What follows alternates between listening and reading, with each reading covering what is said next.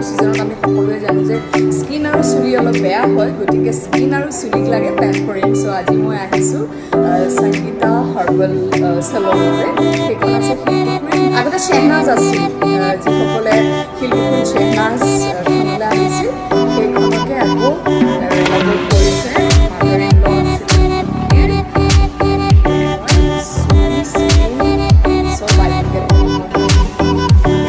পিংকি আৰু মই কলেজত একেলগে পঢ়িছিলোঁ। মোৰ খুব ভাল বান্ধৱী and I am very happy to see how Pinky has carried forward the legacy of her mother in law'. আজি এটা স্পেচিয়েল মেনিকিউৰ পেডিকিউৰ কৰাম আৰু সেইটো হৈছে কেণ্ডেল স্পা থেৰাপি, যিটো মই আগতে কেতিয়াও কৰা নাই। ভাস্কৰৰ নিচিনাকৈ আপোনালোকেও হয়তো দেখি ভাবিছে আইও মমখিনি গৰম নহয়নে বাৰু? নাই নাই, একেবাৰে গৰম নাছিলে।